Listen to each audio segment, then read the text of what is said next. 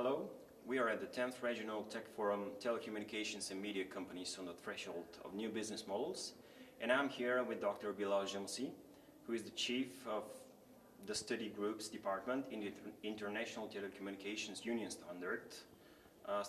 Standardization Bureau in Geneva, Switzerland. He leads the ITUT Standards Development staff, but I'll give the word to Bilel Jamoussi himself to present himself and the organization in a few words. Thank you, and thank you for the opportunity to share with you some of the work we are doing in the ITU.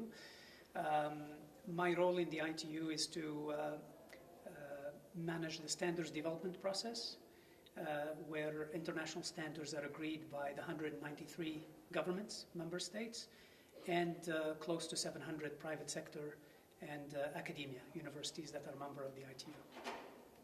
Dr. Jamoussi, in your presentation you actually spoke a lot about the main objectives of the new treaty known as the ITRS, the International Telecommunications Regulations, which was adopted at the World Summit in Dubai in December 2012. Can you tell the viewers more about these objectives? Sure. The international telecom regulations that were agreed in Dubai are an update to the last version of the telecom regulations that was agreed in '88 in Melbourne, Australia.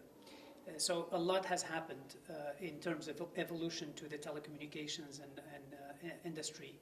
And so the new treaty enables growth in broadband and connectivity by taking into account some of those changes and evolution in the communication technologies. The treaty allows the governments and the operators and the private sector to really have lightweight regulations that enable them to grow. For example, some of those regulations include encouraging investment in broadband connectivity, combating spam or unsolicited bulk messages.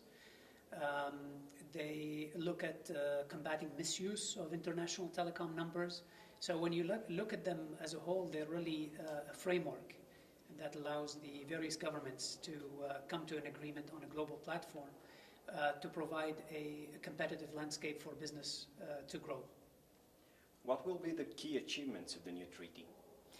I think one of the key achievements is the clarity that the treaty does not get into the content delivery. It's the content itself, but the treaty enables delivery of content of various types, video, data, etc., and enables the internet to grow.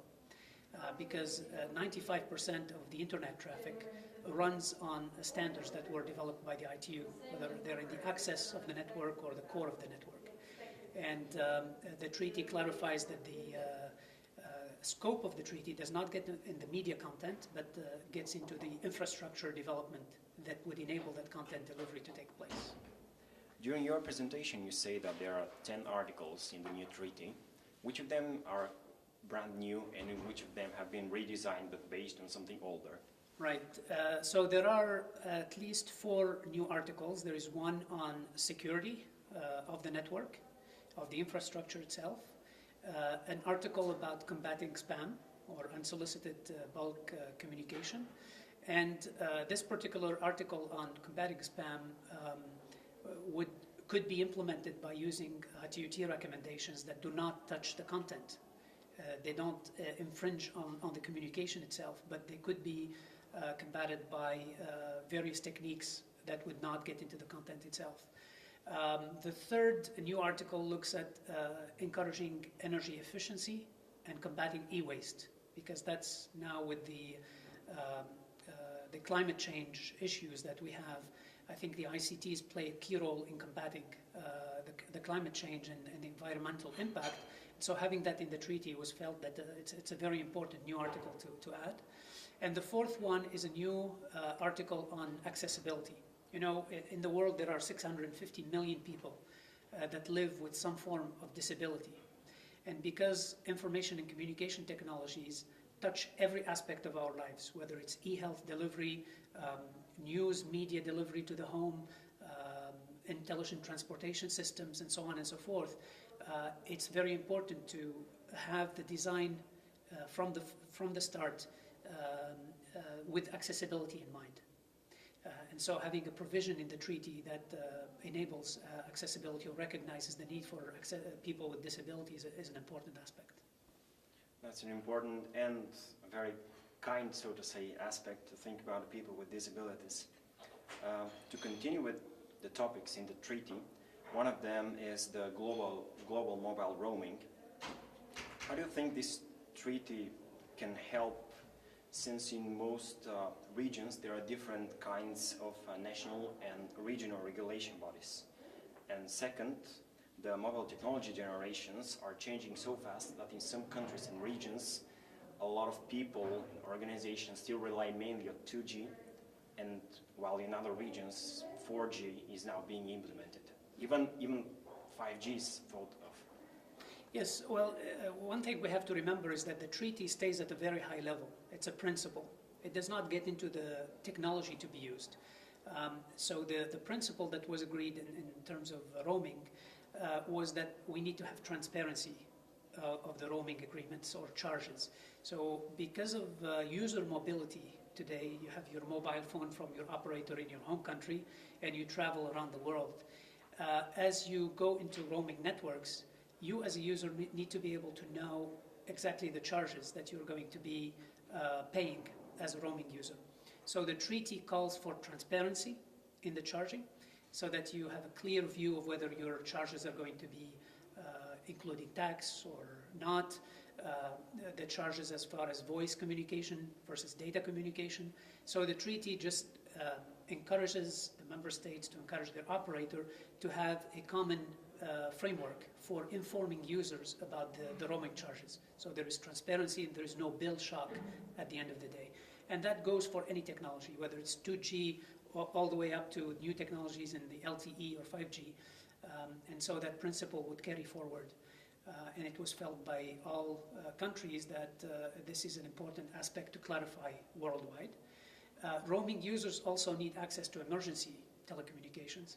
And so the treaty adds some emphasis on communicating to the user the access numbers for emergency in a common way. So if you need to call the police or an ambulance while you're roaming, it's clear what number you'd be using and how you'd access that number. And there is a call in a resolution of the treaty to harmonize those numbers to 911 or 112. And those are the two most commonly used emergency numbers worldwide. And so the treaty encourages member states, if they are developing a common emergency number, to use one of those two. And that way we reduce the diversity in emergency numbers. I see. And another interesting topic in the treaty is bulky communications. First of all, can you briefly explain what this actually means to our viewers? And second, is this new article a main problem? Yeah, the bulk communication is really another way of saying spam. And there is a definition, an ITU-T standard, a recommendation that defines the word spam by unsolicited bulk messages or communication. And this was an article that was very highly debated among the member states because there was a concern that combating spam could get into the content and could be used to intercept communication and block certain aspects of communication. But it was demonstrated that there are at least 6 ITU-T standards recommendations in the X100 series out of a study group on the security that combat spam without looking at the content.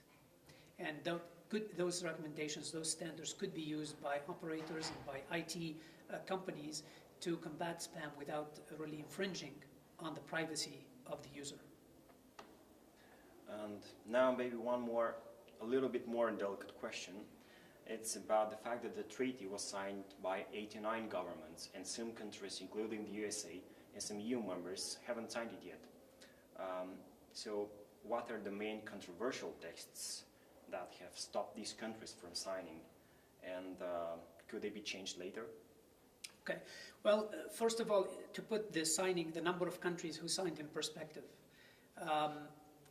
the ITRs are among the few treaties that are signed by such a large number from the first day.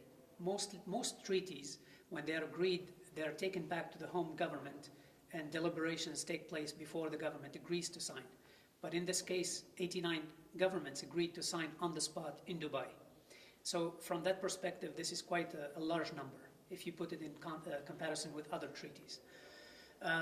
The other governments, especially the European governments, member states, felt that they needed to go back home, look at the articles, because some of those articles were agreed the night before the closure. And there was not enough time to consult with the home countries and the Foreign Office and so on to get clearance to sign. And so in the EU, for example, there is consultation to look at the treaties and their compatibility with the European Commission regulations. And once that consultation is completed, then there will be clarity if there is any contradiction between the international telecom regulations and the European countries. As you mentioned, some countries announced at the treaty that they would not sign, but that doesn't mean they cannot accede later on to the treaty.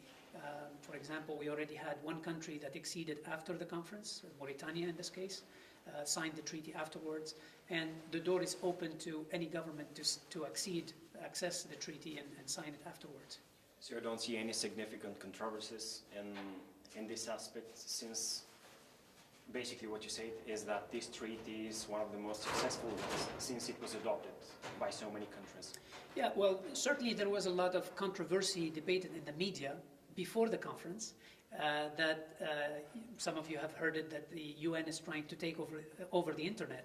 But if you read the final outcome, there is nothing in the treaty about the internet. There is no article that the governments would have to sign and that is binding that touches the internet. There is one resolution on internet, and the resolutions in the treaty are non-binding. And the resolution does not talk about internet governance. It actually talks about encouraging investment in broadband to enable the internet. So it's actually a very positive message in terms of internet growth. And I think many countries, after they have a chance to really study the treaty in detail, we will have a lot more countries that will accede and sign the treaty. Okay. And do you think that the scenario of signing and adopting only some of the articles is possible? And what will happen if the new ITRS gets signed by the governments of the developed countries? I mean, what will be the consequences of that? Well, member states have a sovereign right over this, over the treaty, so they can sign the treaty and make reservations on articles that they don't agree to. That's always possible. In fact, that happened in the Treaty of '88, and some of the countries that signed on the spot in Dubai also had some reservations on some of the articles in the treaty. So that's the common procedure. Then your other question is in terms of this treaty comes in effect in January 1st, 2015. So although it was agreed at the end of 2012, it will come into effect on the 1st of January 2015. Until then, the Treaty of '88 prevails. And after January 1st, 2015, those countries that signed the 2012 version will have this new treaty among themselves to manage the international telecom regulations. And those that have not acceded or have not signed the treaty will maintain the '88 version between them. But I think, again, I would say that the new treaty is enabling competition, enabling investment, enabling transparency, that the commercial aspects of telecommunication and the companies that are using information communication technologies would certainly work with their governments to encourage signing, because that will enable a homogeneous platform of regulations worldwide. Thank you, Doctor. That was my last question, and I hope we'll see you next year. My pleasure. Thank you.